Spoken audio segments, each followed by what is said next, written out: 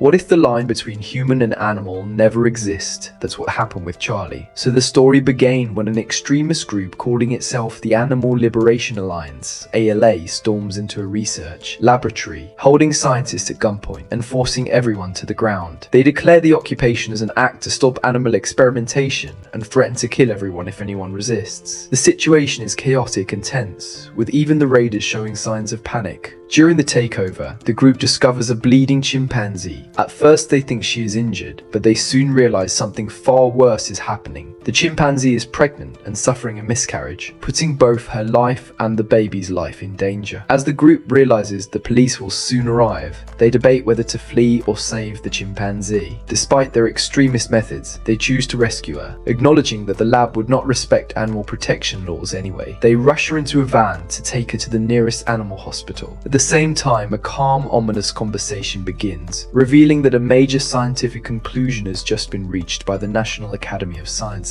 Through DNA sequencing and genome analysis, scientists confirm the impossible. The unborn baby is a hybrid of a human and a chimpanzee. This revelation confirms the existence of a so-called humanzee, shaking the boundary between species and redefining what it means to be human. The transcript briefly references Charles Darwin's On the Origin of Species, linking the existence of the hybrid child to humanity's long-standing questions about evolution, identity, and the thin line separating humans from animals. The moment is reflective and philosophical, setting the tone for the story's deeper themes. The story shifts to a peaceful morning in the present, where Charlie, the hybrid child, is being called home from the jungle by his mother, Hannah. He casually climbs down from trees, showing animal-like agility, while his parents gently scold him and remind him that he is now a high school student and must behave like a normal teenager. Charlie's parents try to reassure him about his first day of school, emphasizing that he is just like any other student, even though they clearly worry about how others will treat him. As Charlie leaves for school,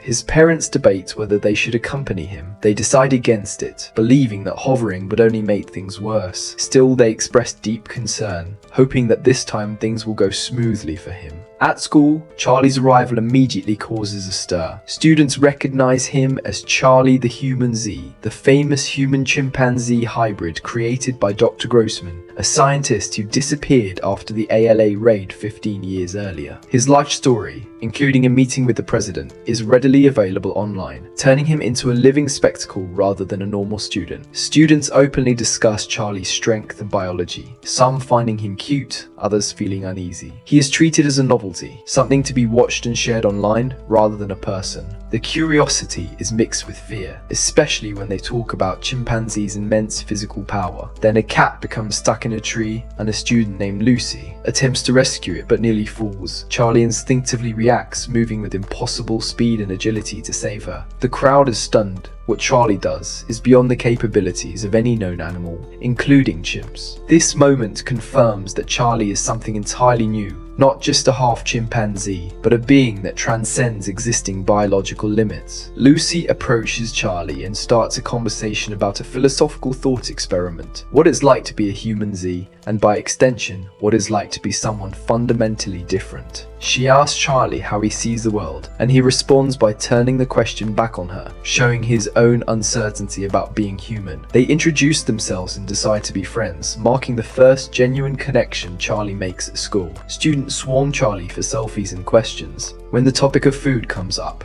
Charlie explains that his adoptive parents are vegan, which draws mixed reactions. Some students admire it, while others mock him. His identity once again becomes something to debate and judge. A student named Ozzy aggressively challenges Charlie's vegan values with a hypothetical: if a diseased mouse threatened his life, would he kill it? Charlie honestly admits he would shoot the mouse to survive, which Ozzy uses to accuse him of hypocrisy. The conversation becomes cruel and philosophical, with Ozzy claiming that survival justifies violence, and that compassion is meaningless in the end. Charlie goes even further, saying that if you himself were a threat, I would kill you too, reducing Ozzy's life to something expendable. The words shock everyone. Charlie doesn't argue, he quietly withdraws, later mentioning he found a spider and took its food. A small but symbolic act reflecting his internal conflict and confusion about morality, survival, and empathy. Charlie returns home, and his parents nervously ask about his day. He lies and says everything is fine, hiding what he experienced. Moments later, chaos erupts outside as a steakhouse burns, apparently the target of an ALA arson attack. While the flames symbolize the escalating conflict between humans and radical animal liberation activists, the burning restaurant is framed as a message, a crime against all meat eaters and animal predators. The attackers claim the fire represents the cries of slaughtered animals. The scene cuts to the ALA, who are celebrating a terrorist bombing they've just carried out, even though it killed a child. They dismiss the death as collateral damage and justify it by claiming animals suffer far worse. The ALA leaders declare that they are at war with humanity itself. They claim responsibility for the attack online and revel in the chaos they have caused. Finally, they reveal their next target, Charlie. They speak of him as a symbol and a weapon, something to be claimed for their cause. The war they began 15 years ago is not over, and Charlie is now at the center of it. Meanwhile, graffiti associated with the group is now appearing everywhere, reminding people of that violent past. The public reaction is hostile. People openly call ALA criminals who should be imprisoned, not treated. Fear and anger toward animal rights extremism are clearly growing. ALA is identified as being 15 years old as an organization, linking this new attack directly to the past incident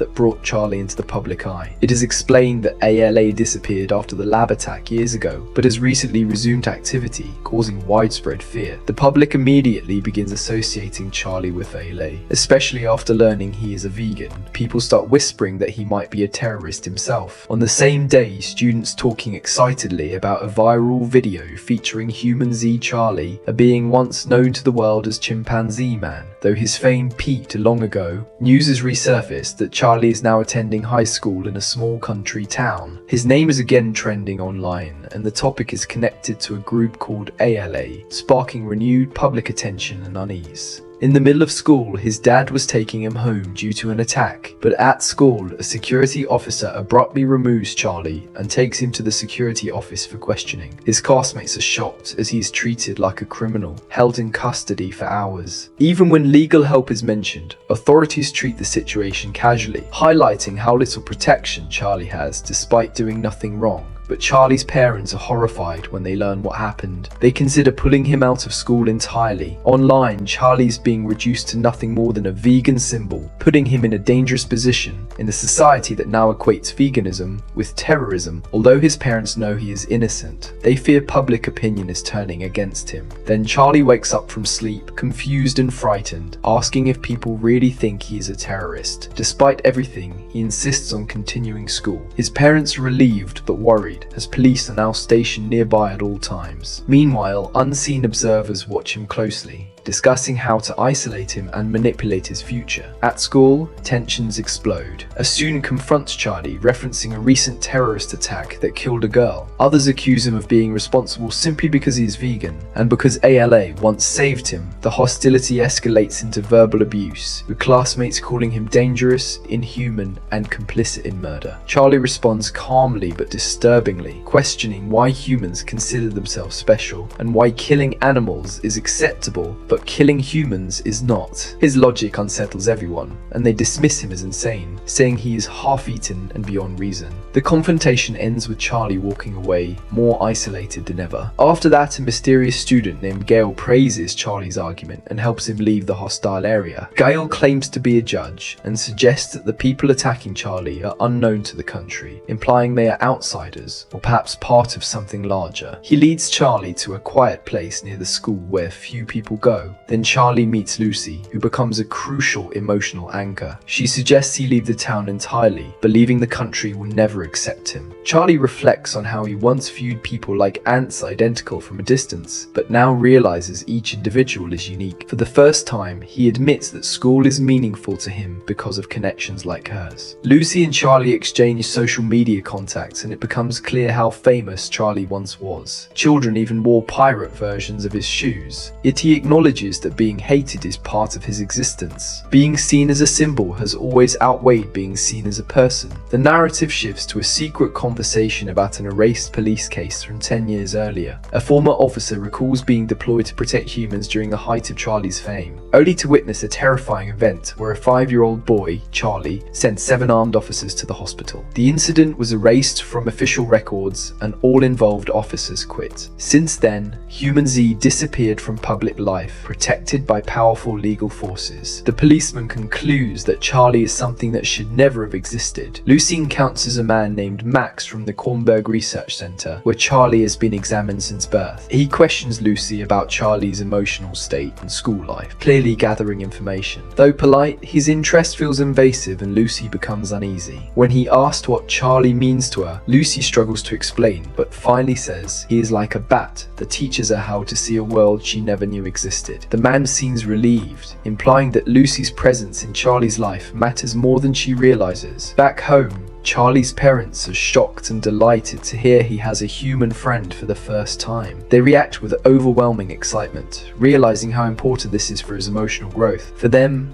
Lucy represents normalcy and hope. Lucy skips school and visits Charlie, only to meet the director of the Kornberg Research Institute, who claims the man she met earlier does not exist. This deepens the mystery and confirms that Charlie is being closely monitored. Despite the danger, Lucy is invited to dinner at Charlie's house because Hannah wanted to meet Lucy, a moment of warmth amid the tension. Charlie's dad suggests visiting Eva and introducing Lucy to her. Charlie calmly reveals the truth. Eva is his biological mother, and she is still alive, leaving Lucy stunned. Then they went to visit Eva, the chimpanzee who gave birth to Charlie. She is still alive, and it is revealed that 15 years earlier, she was brought to this facility in a desperate state. A sedative had been administered, and only the quick intervention of Dr. Bowell Stein saved both Eva and her baby at the time. Charlie is present and looking at Eva through the glass, though he rarely visits, even during checkups. Despite the emotional weight of the moment, the doctor reminds Charlie that Eva is his biological mother, the one who gave birth to him. Eva's history is revealed in painful detail. She was captured as a young chimpanzee in Sierra Leone, where her parents were killed. She was then trafficked through Europe, forced to perform in zoos and circuses, before being sold through a broker to the Darwin Institute in California. There she was used as an experimental subject for biological dissection. This long chain of cruelty defines her entire life under human control. While Eva's treatment was horrific, Dr. Grossman, a scientist at the institute, noticed something extraordinary about her. Eva was not an ordinary chimpanzee, she was a genius. While chimpanzees are already highly intelligent, Eva's cognitive abilities were far beyond even the extreme limits of her species. Records show she understood advanced abstract concepts, solved two-dimensional equations, loved Wordsworth's poetry, and even composed her own works. Her intelligence surpassed that of most humans. Dr. Grossman became deeply fascinated by Eva, and rumors circulated among his colleagues that the two were emotionally attached. What was once a joke turned into something unimaginable. Grossman actually fathered children with her, and that's Charlie. This revelation raises disturbing questions about humanity, ethics, and why Grossman chose to create such a being. Before disappearing, Grossman destroyed all his research data, despite being known for hating secrecy, leaving his motives forever unknown. When Lucy asked if Eva could explain Grossman's intentions, the doctor explains that it is impossible. During the miscarriage years ago, Eva suffered severe brain damage, despite being revived by Dr. Gatter. Her current cognitive ability is lower than that of a normal chimpanzee. She is old, weak, and physically broken, a tragic shadow of the genius she once was. The speaker wishes that, after all her suffering, Eva can at least live in peace now. As Charlie prepares to leave, Eva suddenly reacts, appearing to try to communicate something. She gestures and forms cards that resemble words, but the doctors dismiss it as meaningless. They conclude that communication with her is no longer possible, and Charlie leaves, saddened by the realization that his biological mother's mind is gone forever. The scene shifts to Charlie's home, where Lucy arrives for dinner. She is warmly welcomed and surprised to learn that the entire meal is vegan. Lucy is cheerful and grateful, clearly enjoying the food and the atmosphere. The family appears ordinary and kind, which contrasts sharply with the world's fear of Charlie. Lucy reveals she is a single mother's child, and Hannah asks Lucy how Charlie is doing at school. His parents admit that he is not doing well, especially after the recent terrorist attack. Lucy then asks whether she should become vegan, questioning whether doing the right thing matters more than taste or health. The parents respond calmly, explaining that they are not activists and do not believe in forcing beliefs through fear or violence. The conversation turns philosophical. Charlie's parents explain that there is no perfect way to live without harming animals. Pesticides, industry, and consumption always involve sacrifice. They argue that humans are inherently predators, and even vegans cannot escape that reality. However, they believe in choosing better options, not perfect ones, and emphasize that vegans have no right to judge others. Lucy is surprised to see how ordinary and grounded they are, realizing her stereotype of vegans as extreme or delusional was wrong. Then Hannah says Charlie to give Lucy his room tour. After that, Lucy comments on how normal Charlie's room looks, and Charlie takes her upstairs. At the same time, the scene cuts to ALA operatives preparing an attack. They discuss killing everyone except Charlie, claiming Major and his ally are not comfortable killing women and children, but will do it if necessary. Their leader believes Charlie needs isolation, and that only ALA can wake him up. Suddenly, Charlie hears some voice drown his hybrid body. Chaos erupts. Charlie screams for everyone to run as masked intruders break into the house. Charlie single-handedly beat those terrorists and asks Hannah to call the police, reporting 3 robbers armed with knives. The family is separated in the panic, and Lucy goes missing for a moment, causing fear and confusion. The power cuts out, but soon police sirens arrive. The police find the security system destroyed and no footage remaining. They treat it as a robbery and promise increased patrols, but Hannah is convinced this was not a normal robbery. The attackers were clearly after Charlie. Lucy's mother Eldred arrives and angrily confronts Hannah, demanding that Charlie never come near Lucy again. Eldred explodes in rage, calling Charlie a monkey boy and accusing him of endangering Lucy's life. She reveals that Lucy lied about where she was going and forbids her from ever seeing Charlie again, threatening to transfer her school. Lucy protests in tears, but her mother is overwhelmed by fear and prejudice. After the incident, Charlie's parents realize that the police cannot protect him. They argue that school may actually be safer than staying at home, even though everything that has happened began after Charlie enrolled. Their trust in authorities is clearly shattered. After that, Lucy texts Charlie to meet her in garden, and Lucy secretly warns Charlie that there may be a spy among the teachers. Her mother, who works as a school board member, was collecting signatures to expel Charlie, and Lucy had to promise never to approach him again to stop it. Their friendship is now dangerous, and Lucy fears she may be transferred if discovered. Then Charlie and Lucy talk about anxiety and fear of the future. Lucy admits her anxiety is severe, and Charlie tries to reassure her. Before leaving for class, Charlie asks Lucy, "Would you feel safe if those guys were arrested?" In response, she says of course. A discussion among the attackers noticing that Major Hand was injured during the attack. It is revealed that his arm was nearly cut off his tendon, showing the terrifying strength of the Charlie and the danger he faces. A discussion among the attackers reveals that Charlie's strength comes from heteroses, a phenomenon where hybrids inherit superior traits from both parents. Charlie is stronger than chimpanzees and smarter than humans, far exceeding expectations. Even the ALA did not expect his abilities to reach such an extreme level. The attackers admit that kidnapping Charlie is harder than expected, especially with police surveillance. They debate whether it is possible to take him without hurting him as they prepare for their next move. The scene ends abruptly as someone approaches, leaving the situation unresolved. After that, Hannah calling Bart in panic. She went to pick up Charlie from school,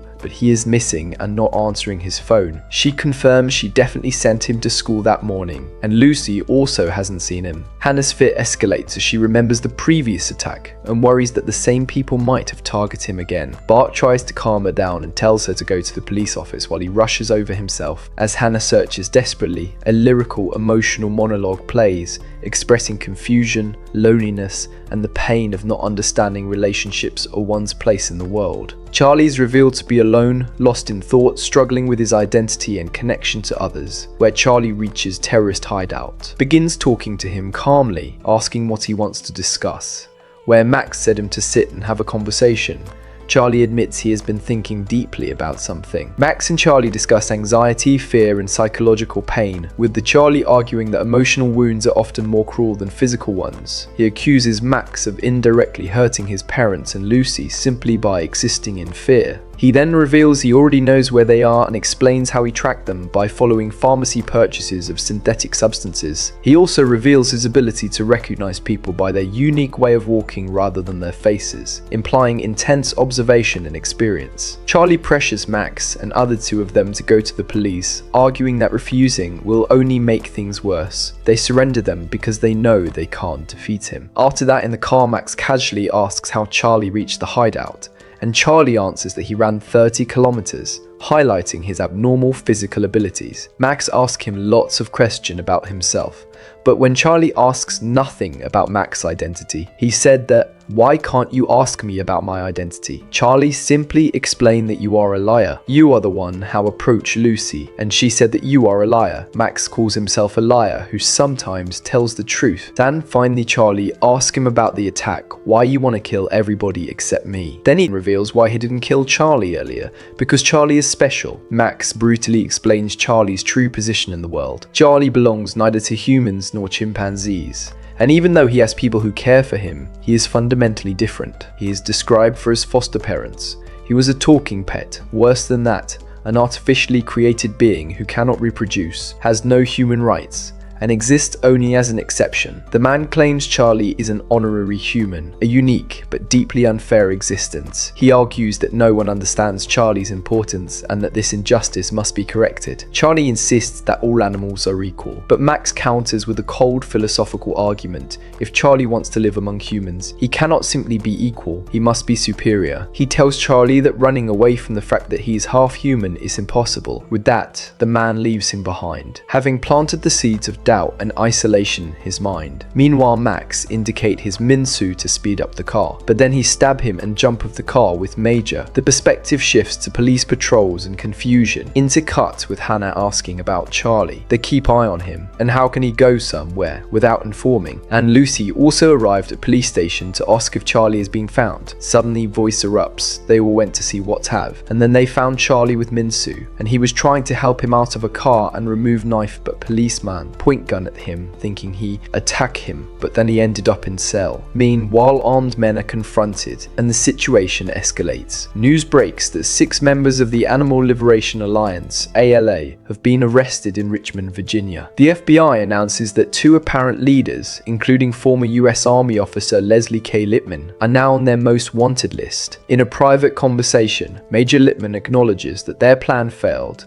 but admits that at least 1 ALA member was captured thanks to Charlie. They discuss continuing the war despite their losses, revealing that the conflict is far from over. Charlie is described as terrifyingly resilient, capable of enduring torture without speaking, making him a dangerous wildcard for both sides. Back at school and among adults, rumors spread that Charlie was involved with terrorists. Then Lucy visits Charlie's house. Hannah talks to Lucy, who reveals that Charlie was only trying to help a stabbed man, but the situation made him look guilty. Charlie had approached ALA members who were still fleeing, saved 1 life, and caused the others, including their leader, to escape, worsening suspicion around him. Hannah finally reveals why she sent Charlie to school in the first place, to prevent another tragedy. She explained when Charlie is 5-year-old, they managed to enroll in private kindergarten. But at the age of 5, he was smarter than most of the human, and in the beginning of kindergarten, everything's was alright. But one day in swing class, some boy have small prank on him by pouching him in the water. It wasn't intentional, but he panicked and acted in self-defense like any animal would. But the reaction was immediate and brutal. So police pointed guns at him, called him a beast, and discussed sending him to a cage or dissection unit for life, treating him as something non-human and dangerous. Just to protect himself, he injured 7 policemen. Hannah explains the horrifying truth of Charlie's legal status. He has no human rights, no legal protection, and is not even considered a suspect or witness. Legally, Charlie is an object property recorded under Hannah and Bart's names. To the police, he is simply evidence. There is no law anywhere in the world that protects someone like him. Now Hannah reminds them that time has arrived to meet Charlie. Bart and Hannah working on this law, his ally, to sue the American government. Now Lucy also contribute by saying that I can help you out to overcome the situation. I thought, have this rights is useless,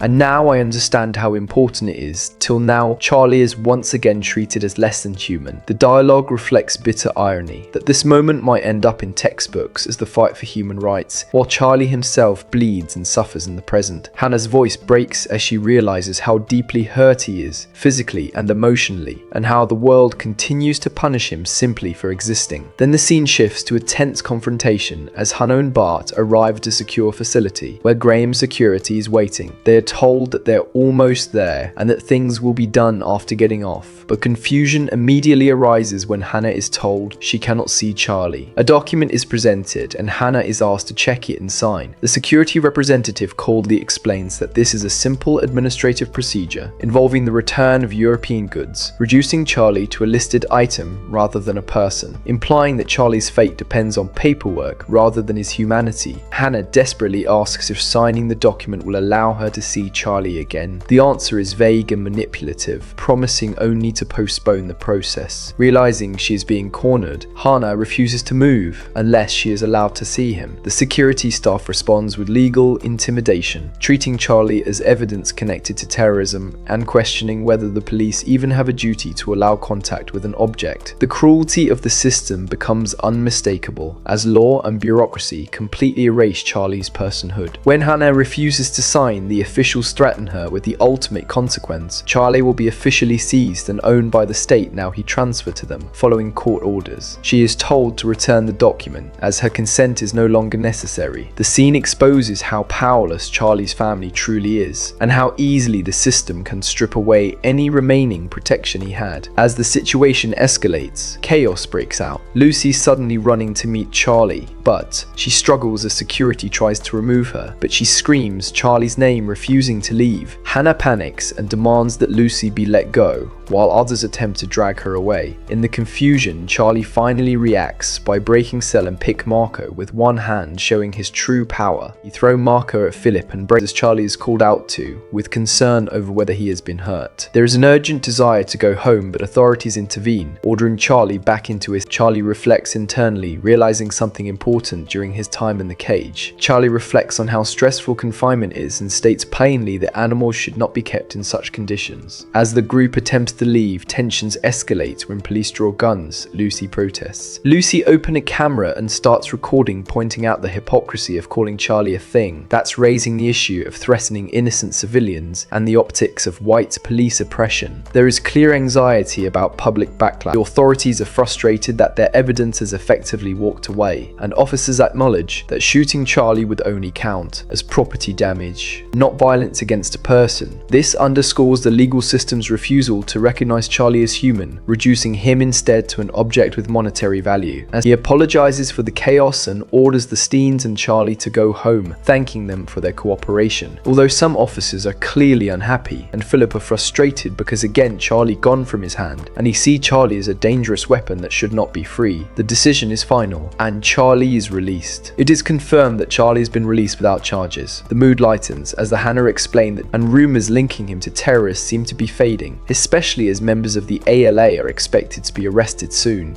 Out of the incident, explaining the animal rights of the upcoming midterms. She emphasizes that public image is everything in a democracy and suggests shifting focus toward environmental and climate justice instead. Despite her ideals, she warns that keeping Charlie protected will not be easy going forward. The scene shifts to school where Lucy greets Charlie warmly, but some student paste paper written on it says vegan monkey. Lucy grabbed Charlie's hand and went to class. She advises him stay calm and not react violently, remind him fitting in. Lucy enthusiastically proposes Operation Get Along with everyone in school to win humanzee rights, starting with the basic step of making friends through small talk. Lucy and Charlie attempt to talk to different groups of students, but their efforts are painfully awkward and repeatedly rejected. Even shared interests like movies and villains fail to break the ice. Lucy realizes that their social struggles may be connected to how Charlie is being attacked online. With being alone, she reassures him that school friendships are largely a matter of circumstance, not a true measure of belonging or worth. Lucy reflects that finding someone who truly understands you is almost a miracle, comparing maybe he does not actually need friends beyond Lucy. Lucy pushes back lightly, joking that the legal system. She realizes Charlie's point has merit and even suggests he say something like that in court. With that, Lucy officially declares their social experiment over, terminating Operation Get Along with everyone in school and deciding they can forget about their classmates and the rumors once they stop forcing social acceptance. Lucy laughs freely, revealing a side of herself Charlie has not seen before. Meanwhile, classmates Kayla and Mia talk privately, admitting they also find the idea strangely appealing. Acting on this impulse, they approach Lucy and Charlie and reminds Phil that police work also involves parking violations. The conversation ends with a sense of uneasy calm. As at school, Lucy and her peers bond over shared frustrations with their parents, challenge him, accusing him of being inappropriate and disruptive. Gale insists he has permission from the school, but hostility escalates as students tell him not to push his beliefs onto others. The confrontation turns into a heated philosophical argument. Ozzy and his friend argue over saying that vegans are hypocrite people. They're questioning vegans eat plants. They have some kind of consciousness, they are also alive. And Gale claims that consciousness and the ability to suffer are what matter. But others counter that science is increasingly sarcastic and aggressive, with someone mocking the idea of highlighting the limits and contradictions of moral absolutism. So Gare is in the middle of a debate, and he's using a simple but sharp analogy. He says that when you see a red light, you stop. You don't need a philosophical breakdown of what red and green mean. You stop because you know if you don't, someone could get hurt. For him, morality is just that simple. The real question isn't whether veganism is extreme or whether eating meat is tradition. The question is whether animals feel pain. Even if science still debates whether ants or cabbages have consciousness, it's obvious that cows and domesticated animals can suffer. They feel pain just like your dog or cat would. And then he makes it personal. He asks Ozzy how he feel if their beloved pet was strung up and chopped to pieces. That's when the situation explodes. Emotions take over, insults are thrown. Ozzy tried to get into full fight, but Charlie steps in and grab his hand. Meanwhile, teachers have to step in before it turns into a full fight. After things cool down, Lucy tries to reason with him. She tells him there has to be a better way to spread his message. If he keeps attacking people and mocking their lifestyles, no one is going to listen. They'll just shut him out. But Gare fires back with something that reveals how far he's already drifting. He compares his fight to abolishing slavery, asking how anyone could oppose slave owners without antagonizing them. In his mind, conflict is necessary. If the system is evil, then anger is justified. That's when it becomes clear that this isn't just activism for him anymore. It's starting to feel like a moral crusade. Things escalate further when it's revealed that Gare has a school permission and used the school grounds for what he claimed was modern performance art, but it was actually political propaganda. Then Gare confronts Charlie. He demands to know how Charlie can act so normal around humans. Charlie is a hybrid, living proof of evolution connecting humans and animals. To Gare, that makes him the perfect symbol, someone who should be speaking for the voiceless. He insists that Charlie is the bridge between species, but Charlie pushes back. He doesn't want to be a symbol. He doesn't want to represent anyone. He says something simple but powerful. He's not a spokesperson for animals or humans. He's just another animal. He's just Charlie. That line carries so much weight because everyone around him keeps projecting expectations onto him. They want him to be a revolutionary leader, but he just wants to exist as himself. The teachers are furious. He's sent to guidance and placed under home confinement. What's interesting though is his parents' reaction. They don't excuse what he did, but they also don't see him as a villain. They believe his heart is in the right place. That small detail makes everything more tragic because it shows that radicalization doesn't always come from hatred. Sometimes it starts with empathy that spirals out of control. While Charlie struggles with being turned into a symbol, Gare moves deeper into isolation. He starts live streaming under the name Red Pilled Channel. In these streams he talks about feeling powerless. He quotes Pascal, "Justice without force is impotent. Force without justice is tyranny." He believes humans are tyrants over animals, and he feels weak because he can't stop it. That sense of moral frustration becomes the crack that someone else slips through. Then someone chats him about his intention and offering him power. That someone is Max. Max offered him to meet him in the car standing in front of his house. Gare went to his car. In restaurant, Max appears calm, almost friendly, but it's obvious he's recruiting. He flatters Gare's website and tells him his ideas are inspiring. Then he starts reframing violence. He points to the American Revolution and asks if violence is always wrong. The founding fathers killed people too, yet they're celebrated. When they were leaving the restaurant, the owner passes a racist comment on Max about his black colour. Max gives suggest about his board by adding racist word, so it might keeps undesirable people away. Then on closing time, he kidnap him and break his nose. Through his action, he explained that every action depends on culture and era. Then he brings up Spartacus, a slave who led a revolt and was once seen as a criminal but is now viewed as a hero. Max's argument is subtle but dangerous. He suggests that morality doesn't change. People simply discover it over time. So if animal liberation is truly just, then violent action today might be praised by future generations. With that logic, he slowly pushes Gare toward accepting direct action. Max then identifies what he calls the biggest weakness in their movement. Animals can't protest. They can't speak. They can't demand justice. In a world where power wins wars, silence means invisibility.